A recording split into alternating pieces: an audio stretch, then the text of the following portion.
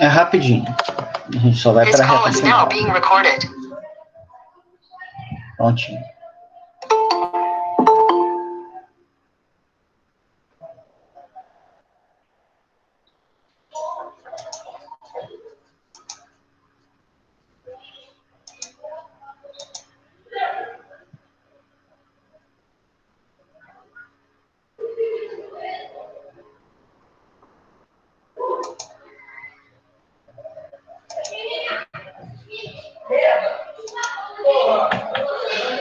Prontinho, gente. Vamos, então, né, voltando aqui o nosso grupo a grupo da aula, a gente tem, então, como primeiro grupo aí dos lepidossauromorfos, o Tuatara, né, que é a família Sphenodontidae, tá? O Tuatara é o Sphenodon punctactus, é uma espécie só que está restrita, né, à Nova Zelândia, e como eu falei, né, são noturnos e carnívoros, eles vão estar principalmente aí associados às colônias de aves da Nova Zelândia, onde elas vão em busca dos filhotinhos, né, que ficam abandonados dos ninhos e comem oportunisticamente todos os bichos que elas encontrarem pelo caminho, tá? Então elas ainda têm uma carinha de iguana, mas, né, ainda tem aquelas características plesiomórficas dentro da morfologia do crânio, né, com as duas barras dos orifícios ainda completas, tá? Então, eles estão aí na base da filogenia de todos os lepidossauromorfos, tá? Depois, a gente tem os esquamata, tá? Tirando os esfenodôntides, a gente tem os esquamata. E aí, essa filogenia aqui nos mostra mais ou menos como é que é organizada aí a filogenia dos esquamata. Então, a gente tem um grupo mais primitivo, mais basal aqui, que é a iguânia, tá?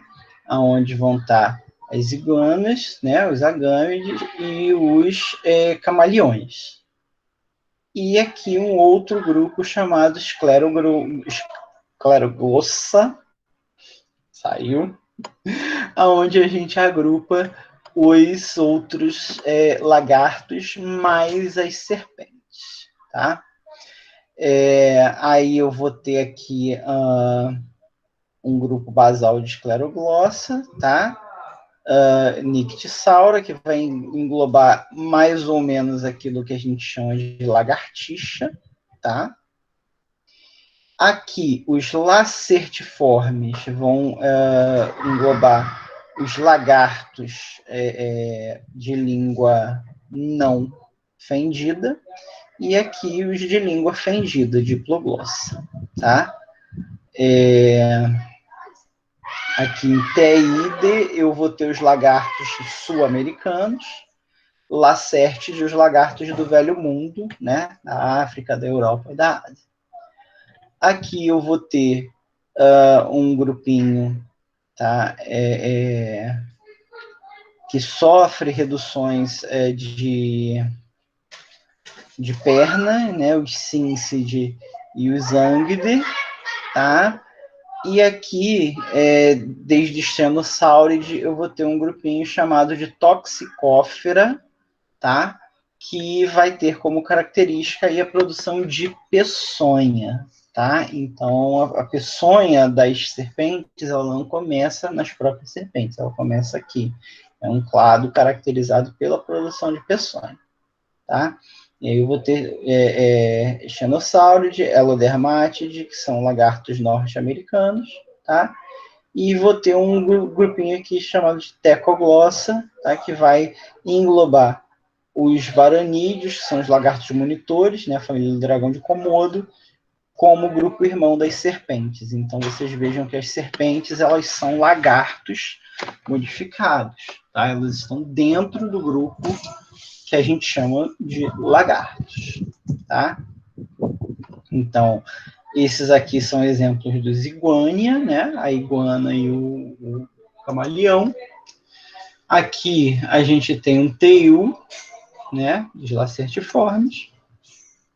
E aqui um tecoglossa, que é, né, uma serpente. Vou detalhar isso mais adiante, tá? Os esquamata também são contemporâneos dos dinossauros, né? Então, eles surgiram lá no mesmo período geológico dos dinossauros, o período Triássico, e variam muito de tamanho. A gente tem desde as formas pequenininhas, né, como essa Megaquirella vastileri, de 50 centímetros, até gigantes, como a Megalania prisca, né? Essa aqui já é cenozoica, já é contemporânea nossa, que é um dragão, mais ou menos, né, a grosso modo, um dragão de Komodo gigante com 8 metros de comprimento. Tá? Para variar, australiano. Então, isso eu estou falando dos fósseis, os atuais variam de 3 centímetros até 10 metros, e os estilos de vida e hábitos alimentares são extremamente variados. A gente tem carnívoros, como o teiu, herbívoros, como a iguana, né? Insetívoros, como a anfisbênia e o camaleão, e, né, exclusivamente predadores carnívoros, como as serpentes. Tá? As serpentes, como são muito diversas, são quase que um capítulo à parte. Os lagartos, né, como a gente viu, então não são um grupo monofilético, eles são mais uma forma corporal, né, do que um táxon propriamente dito, tá? Então a gente tem esse corpinho aqui, né, ainda lá com aquela disposição plesiomórfica dos tetrápoda, com o corpo alongado e as perninhas aqui. Mas vejam, né, comparem, por exemplo, com um tetrápode mais basal, como a salamandra, né? Vejam como que aqui nos lagartos as pernas já são bem mais musculosas, né? E a coluna é bem menos flexível, indicando aí que eles dependem menos das ondulações laterais do corpo do que, né, das próprias pernas para poder se locomover, tá? A maioria dos lagartos tem especializações para hábitos arbóreos, embora alguns tenham retornado, né, a um hábito de solo, tá?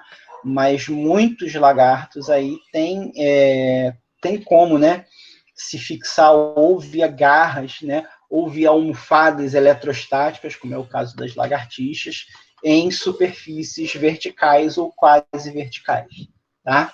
O que reflete aí uma provável origem arbórea, tá? Para os lagartos. Aqui tem alguns exemplos, né? Novamente, eu procurei selecionar aí grupos que ocorrem aqui no Brasil, né?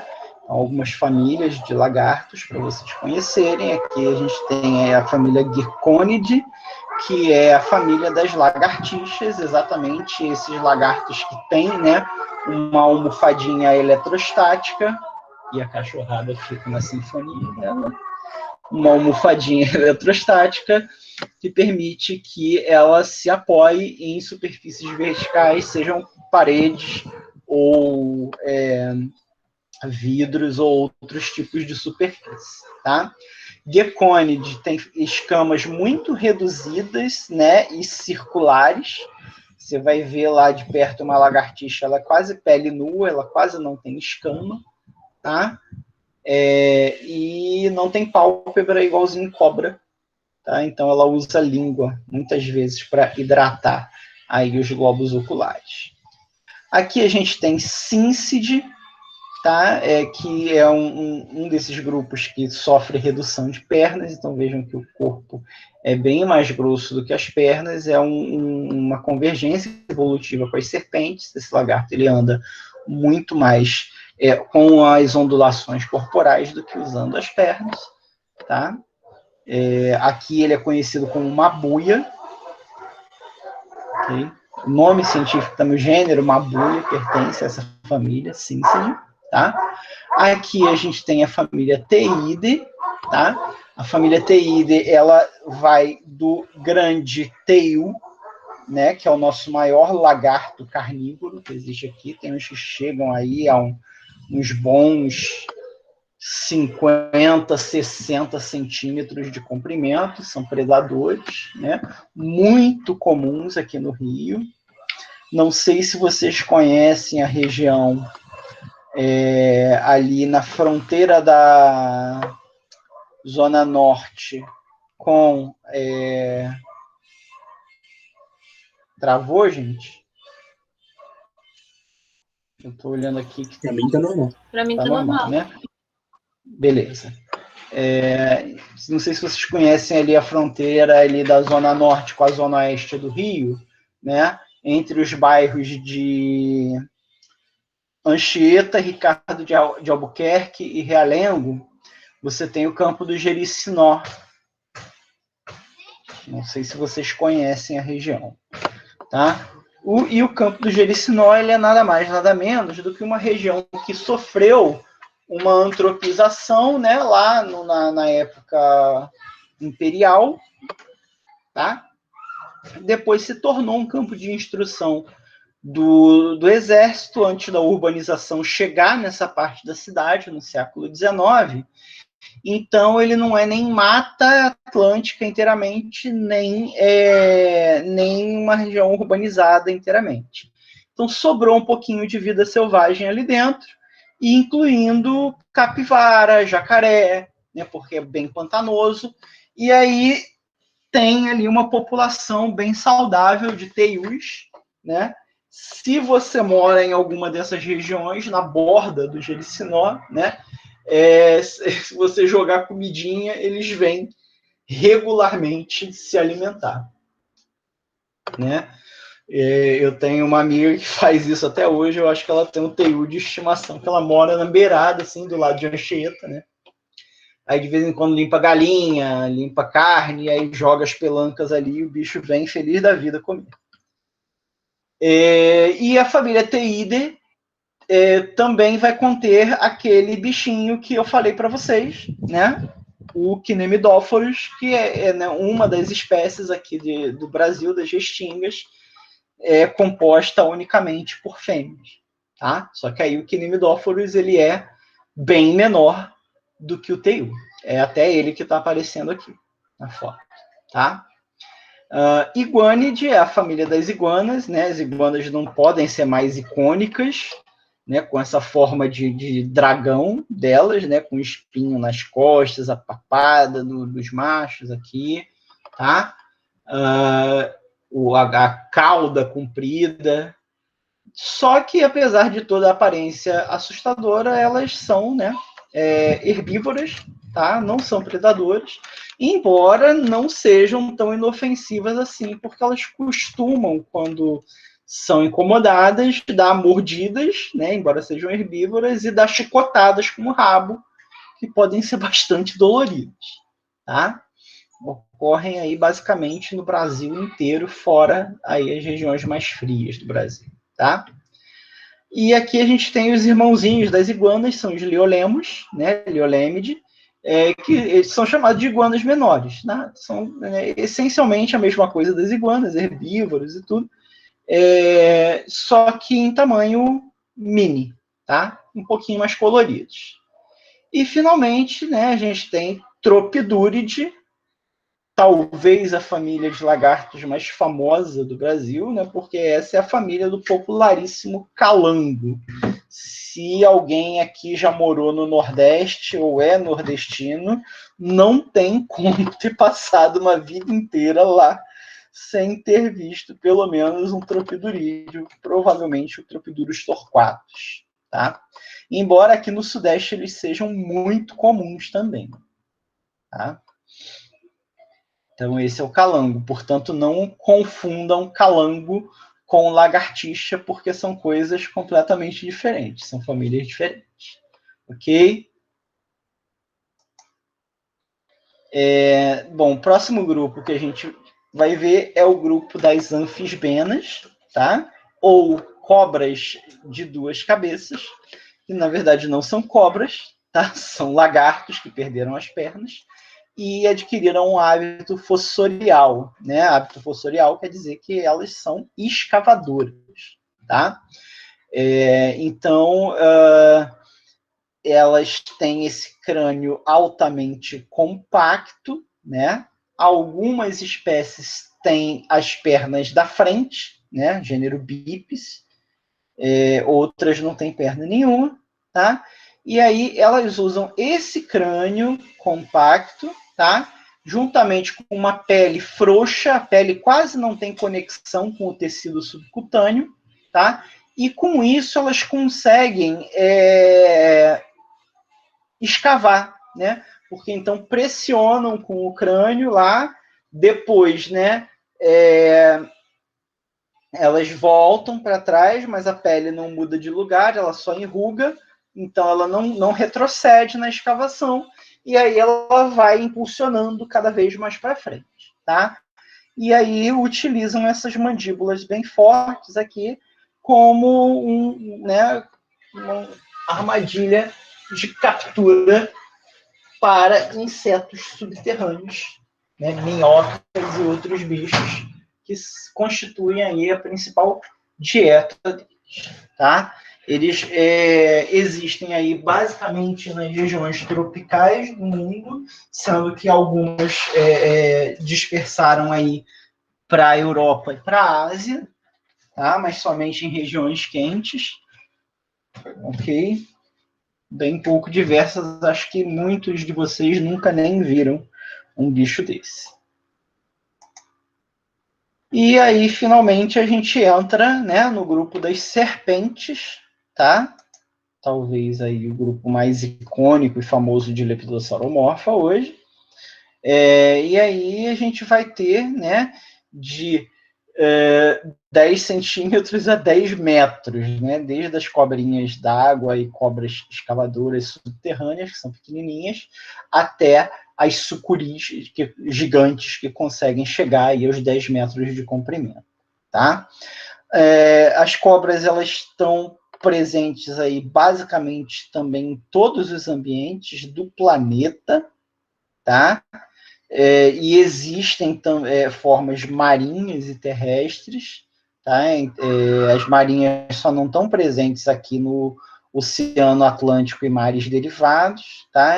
No Pacífico, exceto aqui na costa da América do Sul, porque é muito frio, né? Mas no Pacífico, no Índico, elas estão presentes quase que em todas as regiões costeiras. Isso aqui é uma serpente marinha, tá? Mas elas também podem ser arbóreas, podem ser semiaquáticas, como a sucuri, podem ser terrestres, tá? A variedade de ambientes é muito grande. São, como a gente já tinha visto anteriormente, né, umas 3.300 espécies, em um grupo bem diverso, tá? Bom, existem serpentes, então, que perderam a peçonha durante a evolução. A gente já viu que a peçonha ela surge aí no ancestral comum de Toxicófera, né, ainda lá nos lagartos, tá? Mas então algumas serpentes elas perderam a capacidade de inocular a peçonha, e então elas matam as suas vítimas, já que todas as serpentes são predadoras, via constrição, que causa a interrupção da circulação sanguínea, quebra de ossos, né? Danos cardíacos, tá? E aí, então, a presa morre e é engolida inteira, tá? Pela cobra. Tá? Isso é característico das famílias Boíde e Pitonidae, tá? Boíde no Novo Mundo, Pitonidae no Velho Mundo. Então, são as jiboias, sucuris e pítons. E a gente vai ter, então, né, as serpentes peçonhentas, que são aquelas que possuem meios de inocular essa peçonha. Elas estão distribuídas aí basicamente em 3 famílias, né, que é a família Elápide, tá, que é a família das najas e das cobras corais, Vipéride, que é a família das víboras, e Colúbride, que é a família aí, né, da caninana, da mussurana, tá? E a peçonha nada mais é do que a saliva modificada, né? As glândulas de peçonha são glândulas salivares modificadas que, então, concentram proteínas tóxicas que são inoculadas aí no corpo, né, da presa, tanto, né, para fins de começar uma digestão externa, né, uma digestão extracorpórea, quanto para matar a vítima e minimizar, assim, né, os riscos de uma defesa da vítima, né, os riscos de ferimentos da serpente enquanto ela está capturando a presa. Porque imagine, né, um bicho sem pernas, não tem como segurar a presa, nem uma presa que tem garra, que tem dente se defendendo, então o risco é grande. Ok? Bom, a dentição, então, das serpentes, né, de acordo com a capacidade ou não de inocular veneno e com a posição, ela pode variar, né, recebendo nomes especiais para isso. Então, aquelas serpentes que perderam, né, a capacidade de inocular peçonha, elas não têm nenhuma estrutura especial inoculadora, então elas são chamadas de áglifas, tá? Não existe uma presa inoculadora, e então vão matar principalmente aí por constrição, tá? Que são as da família Boídea, né? Jiboia, sucuri, apíton, no Velho Mundo. Bom, algumas serpentes têm a presa inoculadora, né, na parte de trás da boca. Então, a gente diz que elas são serpentes opistógrafas. Tá? Então, está aqui na parte de trás, ao invés de estar na parte da frente, como é o caso dos colubrídeos, tá? Da mussurana, da caninana, tá? Onde a presa fica aqui atrás, e aí ela morde meio que com o canto da boca, tentando acertar essa presa na vítima para poder inocular o veneno. A gente tem serpentes, então, que possuem presas inoculadoras capazes de fazer uma rotação, né? Então, elas são retráteis, então ela fica recolhida, tá? Nas gengivas quando a boca está fechada, e aí quando a boca abre, elas são rotacionadas para frente, tá? É o que a gente chama de dentição solenóglifa, e é uma sinapomorfia da família Viperidae, né, das víboras, como a jararaca e a cascavel. Ops. E, finalmente, a gente tem aquelas que né, têm as presas fixas, né, não rotacionáveis, e situadas na frente da boca, que são as serpentes proterógrafas, tá? Então, vão ter 2 dentes inoculadores, né, e não são retráteis, e estão na parte da frente da boca, que é o caso da família Elápide, que é a família, né, da mamba negra e da naja, também da cobra coral. Tá? Essas aí não possuem presas retráteis, e aí elas ficam permanentemente expostas ali na frente da boca. Ok? Aqui estão alguns exemplos também de famílias, né, que ocorrem aqui no Brasil, tá? Dessas famílias, a única que não é peçonhenta é a família Boídea, tá? Que é a família das serpentes constritoras. Aqui está uma jiboia papagaio, vocês verem, né? Bem bonita, com essa coloração verde.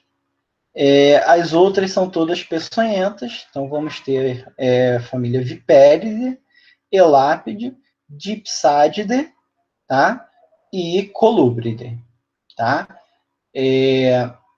Dentre essas famílias, Viperidae, Elápide e Dipsadidae tem espécies de importância médica que eu vou mostrar daqui a pouco. A família Colúbridae, né, vai ser composta basicamente de espécies que não são danosas aos seres humanos, tá?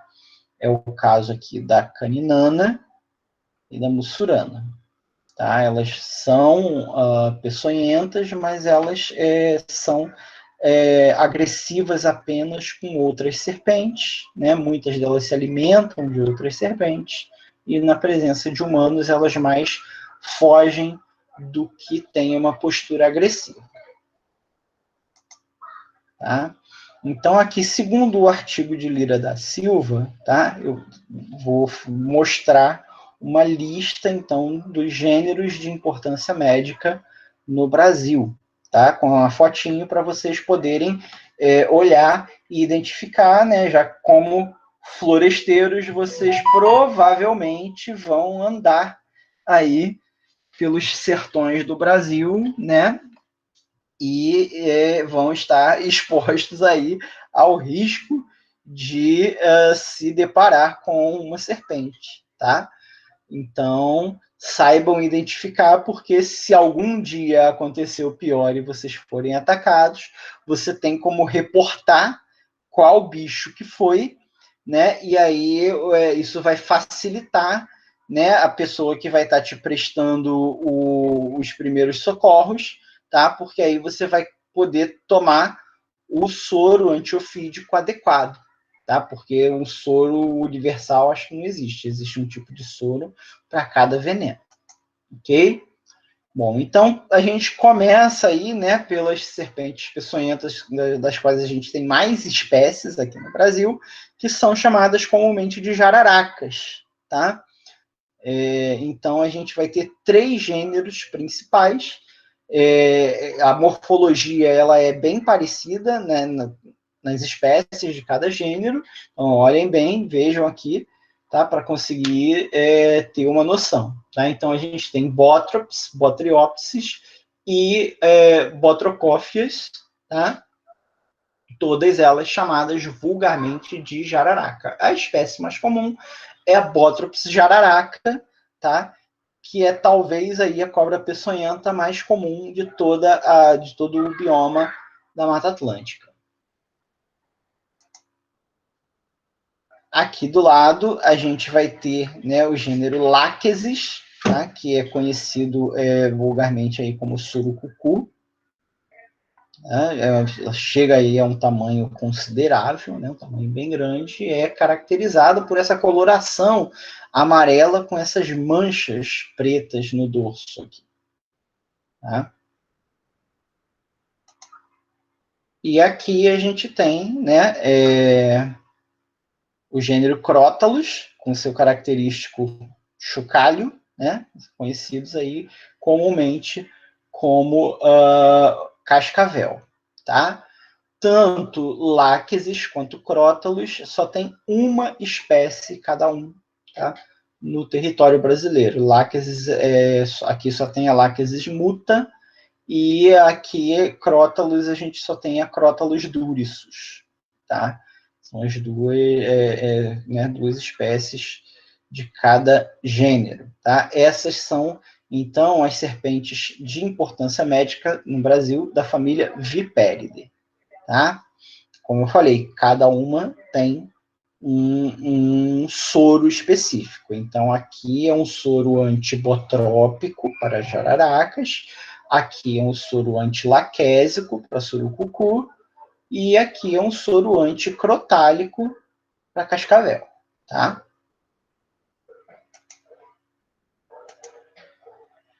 Bom, outras famílias vão incluir, então, a família Elapidae, tá?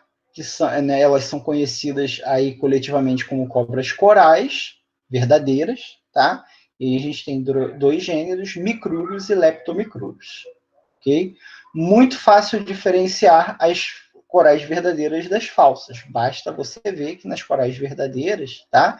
Eu tenho sempre 2 anéisinhos brancos antes de um anel preto. Tá? Se você identificar essa característica aqui, né, não mexa, não chegue perto, porque é uma coral verdadeira. E é uma toxina bem potente também, tá? E aí o soro também já é outro soro chamado de soro antielapídico. E, finalmente, a gente vai ter, né, as Diapsididae, que são conhecidas vulgarmente aí como cobras cipó, né? Tem 2 gêneros também de importância médica, o gênero Boiruna e o gênero Philodrias, tá? Essas são aquelas cobras compridinhas, arborícolas, geralmente não são agressivas, tá? Eu só cheguei a saber, né, da importância médica delas, porque eu estava pesquisando aí o artigo da Lira da Silva, tanto para fazer essa aula, quanto para participar, né, da aula de animais peçonhentos, professor Demar, e aí eu acabei vendo né, que elas têm alguns registros, mas eu nem sei se tem um soro específico para elas, mas consta aí, né, que tanto boiruna quanto filódrias têm registros aí de acidentes com seres humanos. Tá? E aí, é isso que eu tinha para falar, né? Vamos ficar aí com algumas questões para a gente refletir. Como vocês agora já conhecem a história do examiniota, né? Já podem responder a pergunta infame, né? Quem veio primeiro, o ovo ou a galinha, né? Já que vocês já sabem, para vocês vira a pergunta de tiozão do pavê, né? E reflitam um pouco, tá, sobre a representação cultural das serpentes, mas não a nossa, né? A nossa a gente já traz de senso comum. Tentem ver como outras culturas, né, representavam as serpentes culturalmente, né?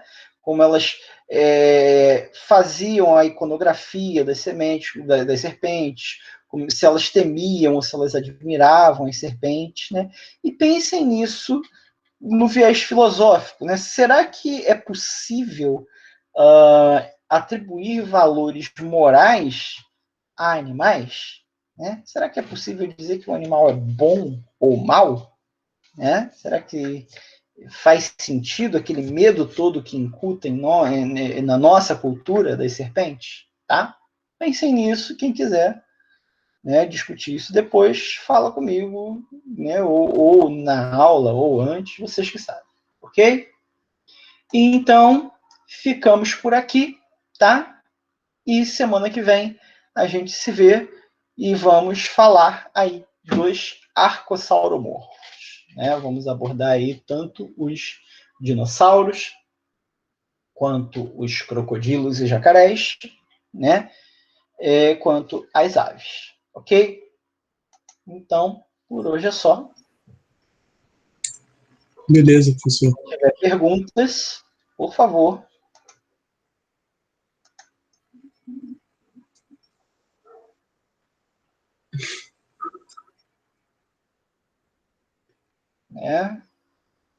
O floresteiro que não se empolgou com a aula de serpente? Vocês vão ser floresteiros de laboratório? Não, eu me empolguei, eu só tô processando ainda. A coral que você falou, tem a coral verdadeira, né? Uhum. A coral que não é verdadeira, ela não é peçonhenta? Ela é peçonhenta, sim, tá? Só que a toxina não é tão grave assim, né, para seres humanos quanto a verdadeira. É como eu falei, né? Lembra das aranhas, quando a gente teve aula de artrópoda? Toda aranha é peçonhenta, mas nem toda aranha tem uma peçonha que é perigosa para seres humanos. Como eu mostrei para vocês na aula de aranha. A gente tem 4 espécies de aranhas que são perigosas para seres humanos aqui no Brasil, certo? Para as serpentes é a mesma coisa, tá? As únicas serpentes que, né, totalmente não peçonhentas, porque elas perderam, né, a capacidade de produzir a peçonha, são eu não lembro qual é o nome do táxon superior, mas é o táxon que engloba as duas famílias, né? Pitonidae e Boidae, que são as constritoras, tá? Essas perderam a capacidade de produzir e inocular peçonha, e aí então elas passam a matar as presas por constrição. É uma característica derivada, não é primitiva. É por isso que o dente delas também é mais desenvolvido, como elas não têm uma peçonha. Sim. Porque o dente, né, uma característica das constritoras é o dente em forma de gancho, né, voltado para a parte posterior. Bem, então, bem o que ela maior faz? também. Ela engancha a boca, né, na vítima, e aí vai. Ela faz as espiras no corpo da vítima. E aí ela vai apertando. Né? Conforme ela vai apertando, ela causa, né, uma parada cardíaca na vítima. E em vítimas de tamanho grande, né, como é o caso da sucuri, aí com boi, com cavalo, né? Eu vi uma comendo um jacaré uma vez. Jacaré, né? Então, além de provocar parada cardíaca, ela também vai quebrar os ossos, né? E então engolir, porque toda cobra ela engole a presa inteira. As cobras não mastigam e nem têm capacidade, né? Porque elas não têm perna, elas não têm capacidade de dividir a vítima em pedaços, como um crocodilo faria, né? Ou como um mamífero. Então ela engole a vítima inteira e o bicho vai ser digerido lá pelas enzimas do estômago, que são fortíssimas.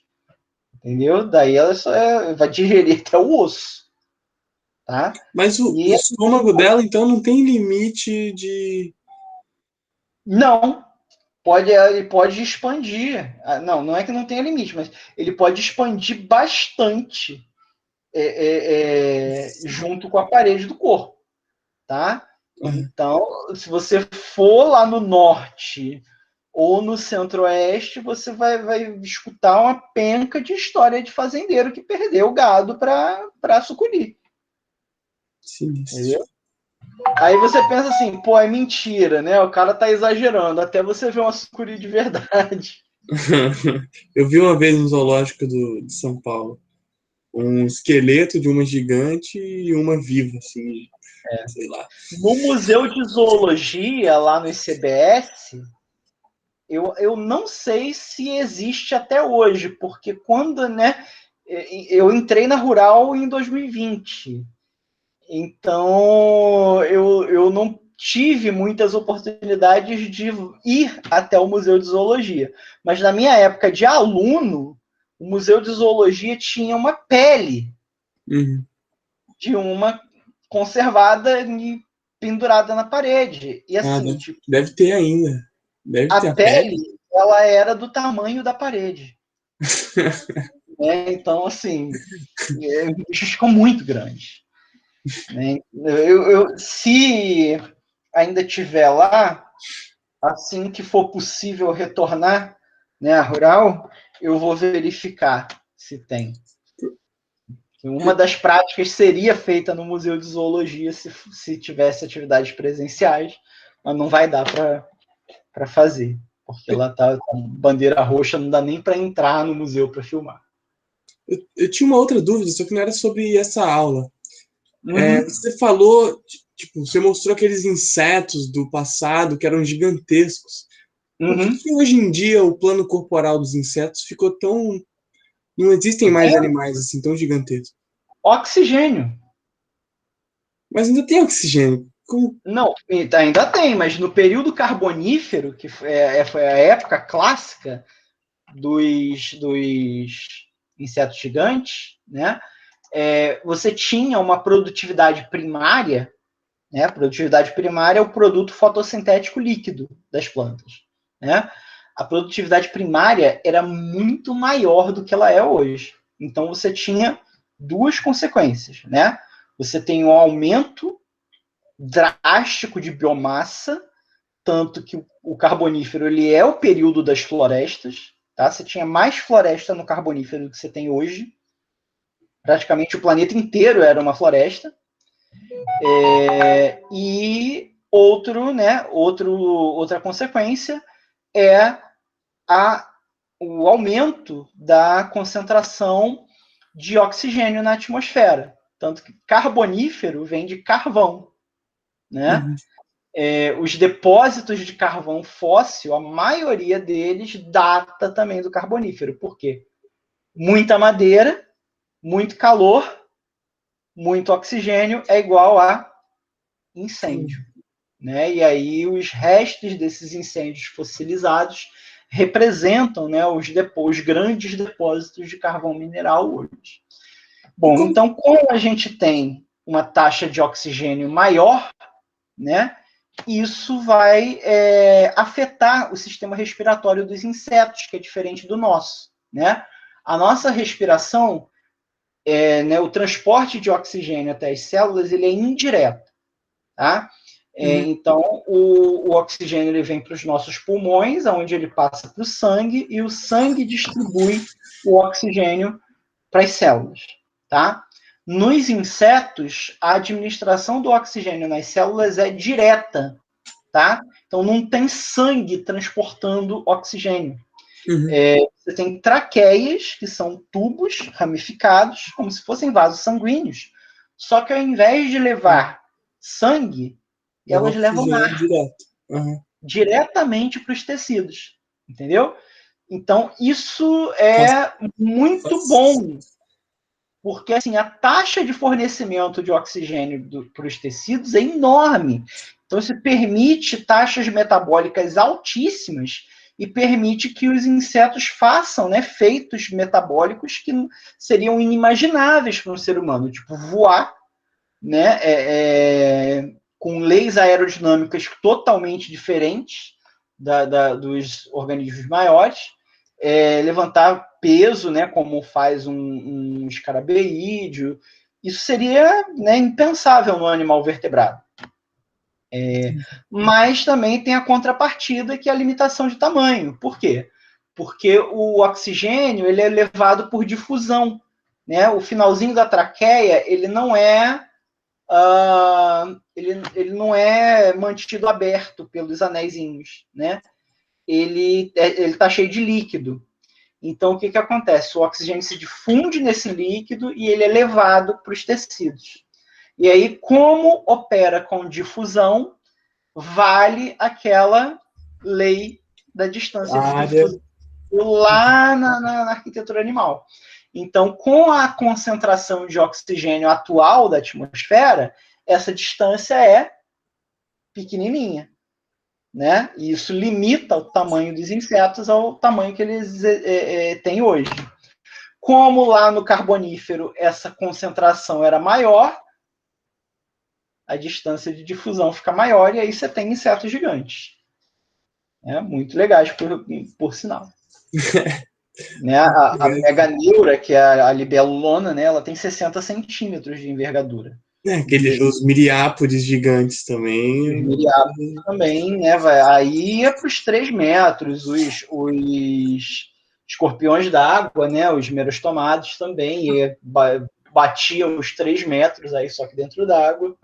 Mas então todos os seres vivos têm essa limitação de recursos, porque esses dias eu vi também sobre uns fungos gigantes que tinham, tipo umas estacas, assim, gigantes. E só aconteciam por causa da capacidade, da quantidade de oxigênio e tudo mais. A difusão, ela é o fator físico-químico mais importante, tá, na modelação da evolução de todos os seres vivos. Entendeu? A causa... Os vasos, né, das plantas. Sim, entendeu? A causa dos animais terem sistemas complexos é exatamente a difusão. Porque um animal que consegue fazer tudo por difusão, normalmente o que ele sofre é uma simplificação. Você pode ver isso com o tardígrado, né? Tardígrado é um animal que está derivado lá na filogenia. Ele está lá em cima do cladograma, ele não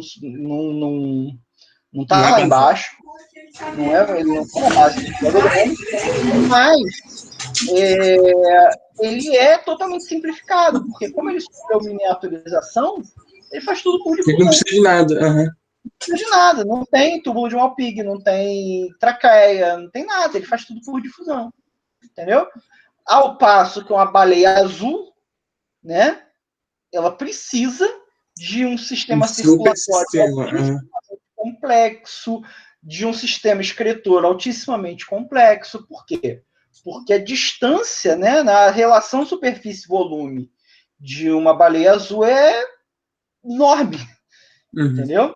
Então, essa questão da superfície-volume, da difusão, ela é crucial. Você só entende o funcionamento de um animal entendendo muito bem como que funciona esse esquema, né, da relação superfície-volume.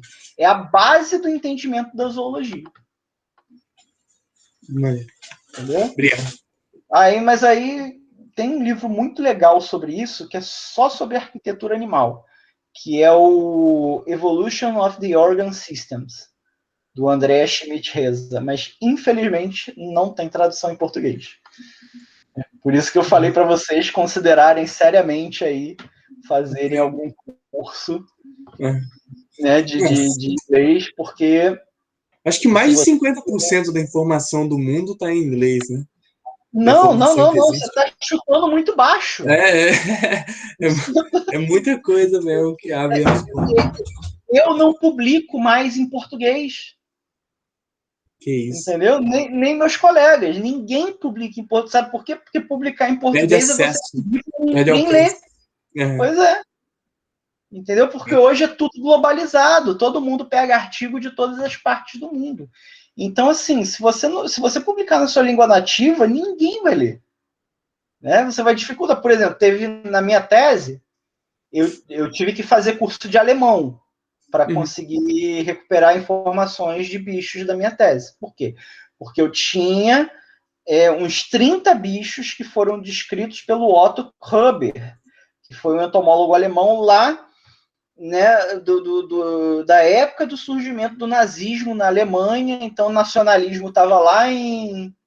eles só publicavam em alemão e não nada... Os caras não publicavam em inglês, eles publicavam em alemão, né?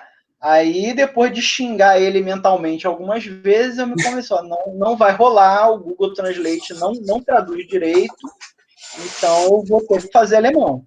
Então hoje você lê alemão, tipo assim... Sim, eu fiz 3 anos de alemão. Caramba! É que eu acabei gostando, né? Aí acabei voltando depois da tese, mas eu precisei, porque senão eu não conseguiria ler as descrições básicas dos bichos para recuperar as informações que eu precisava. E aí depois eu xinguei mentalmente, né, um colega que trabalha com a mesma família que eu, porque em 2006 ele estava publicando descrição de bicho em alemão. Eu falei, filha da mãe, por que você faz isso? Me manda que eu traduzo para inglês para você, que ele reclama, não, o meu inglês é muito ruim, aí eu tenho que pagar tradutor. Eu falei, me manda que eu traduzo para você, mas não publica mais na tua língua nativa, você só dificulta. Mas tem um monopólio dos tradutores e publicadores. Que a minha mãe estava fazendo um trabalho, e aí eu ajudei ela na tradução inicial e ela mandou para o cara traduzir. Porque a revista só aceitava, recomendou esses tradutores tais.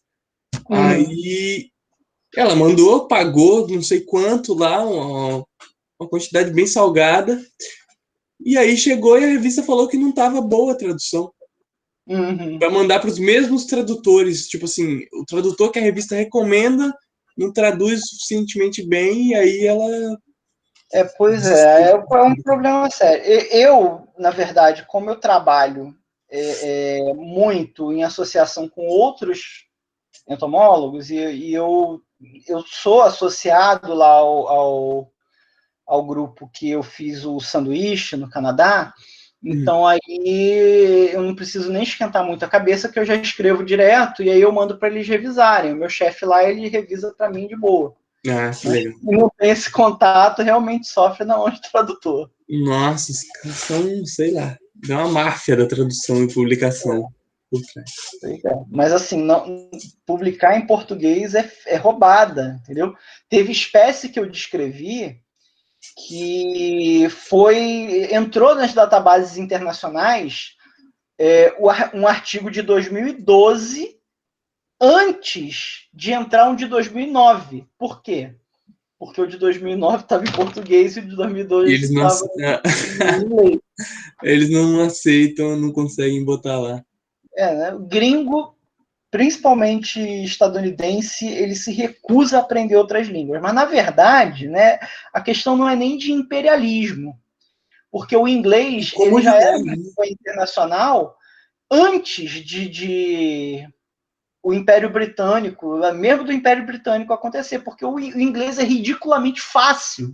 Não tem conjugação, né, de comunicação de marinheiro porto a porto, né? Na época que a França e a Espanha ainda dominavam, né, o inglês era muito mais fácil de aprender. É muito mais simples do que entendeu? Então acabou tendo esse critério. Então, assim, não é nem puxar saco de gringo, porque isso é uma porcaria. Mas, assim, é muito fácil. Não precisa conjugar verbo. Né?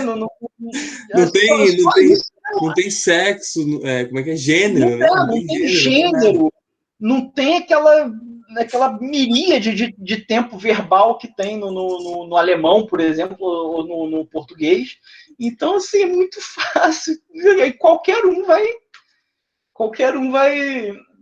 preferir aprender inglês a qualquer outra língua, né? É aquelas lives, professor, que você tinha falado. Eu fui no grupo do Facebook, mas eu não sei como funciona, como se tem gravado, se você faz. Tá tudo gravado lá, Guilherme. Guilherme, tua mãe fez floresta na Rural? Eu acho que eu conheço ela. Ela trabalhou no Museu Nacional? Trabalhou onde? Ela fez estágio no Museu Nacional? Ah, não sei, talvez. Eu acho que eu conheço a tua mãe. É a Bianca, é uma morena de cabelo enroladinho, assim. Não Cabelo preto lembro. enroladinho. Não lembro. Teu nome me é familiar, porque assim, a gente de biologia faz muita matéria junto com a floresta, né? Uhum. Eu lembro vagamente desse teu sobrenome aí. Qual, Nagy? É. Ah, não, talvez seja meu pai. Ah, sim. Augusto, ele fazia zoologia e aí ele transferiu para floresta no final da zoologia. Na rural também. Deve ser, assim, Ruralino conhece Ruralino, né? Então, deve ter sido contemporâneo. Se estudou nos anos 2000 lá na Rural, certamente e foi de agrárias, certamente fez matéria junto com a minha turma. Eu vou dar uma olhada depois. Então, putz grilo. Vou dar uma olhada melhor no grupo da. Estava procurando uma live. Você já tem alguma live gravada sobre fungos? Deixa eu ver aqui. Ainda está compartilhando minha tela? Não está não, né? Não. Deixa eu botar de novo para compartilhar. Mas está gravando ainda. Tá gravando? Sim. Gravou a conversa. Não, é porque geralmente eu deixo gravando para tirar dúvida. Porque pode ser, né? Dúvida de um pode ser a dúvida de todos. Deixa eu parar aqui a gravação.